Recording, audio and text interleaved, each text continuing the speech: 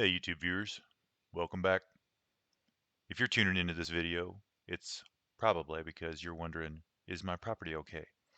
You've been told to leave a long time ago, you've been told you can't come back in.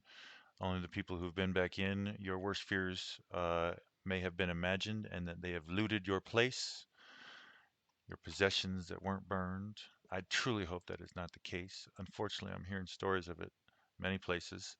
I imagine the local authorities are doing their absolute best job to keep people out so that they know that they can keep everyone out, because unfortunately, most people who are going to watch this video and listen to this are going to think that's sickening, horrible. How could anyone do that? There's a small population of this world that's going to be opportunistic and try to take advantage of others times their worst.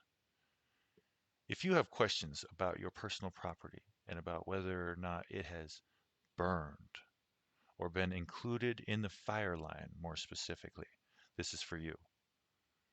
On the right-hand side of my screen, you can see we have the different layers that I normally have set up. I am in the Google Maps view right now on the base layer, Google Layers Map. I have the Parcel Data button checked here. This shows us property lines. This allows us to zoom in. And unfortunately, we're using the town of Glide as an example here because there were there were many fears that the town of Glide had burnt to the ground, just like many of the other towns that they were hearing about. And they were told to leave upon short notice, and they're still most places not home.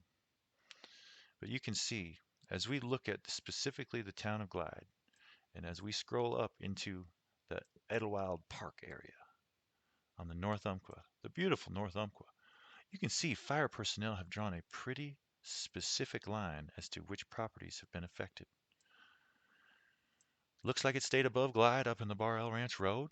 It looks like it stayed above and out of the general uh, valley for a bit, up to the Narrows. Past that, it doesn't look very good. And I didn't fully appreciate it until I started actually seeing that these are places that not only will local people know, but people travel from all over the world to do some of the most amazing things in these places. You can see right now, this is as of noon on Monday. You can see as of right now, we have a pretty active still fire situation moving its way on the southern slope of the North Umpqua here. Um, these types of situations, you can look and you can see for yourself which properties are directly in line and directly affected. Now, as we scroll down here to Little River Road, we can see that we've got a few different parcels down here.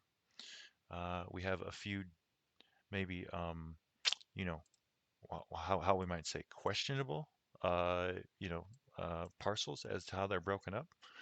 Because when we see public lands data, we can see likely which one is Forest Service, which one is BLM, and then also which one is neither. Over on the Lion's Head, you can see the tribe's land, the outline.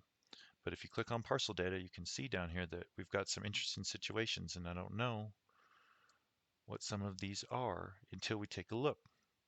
And we realize that they may not be personal private property, but they may be the U.S. Job Corps from Wolf Creek, the place where we train our firefighters to fight forest fires.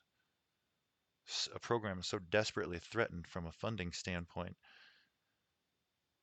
that it is in likely position to be merged with a joint public-private partnership, which, as we know, sometimes works out wonderfully and sometimes works out horribly.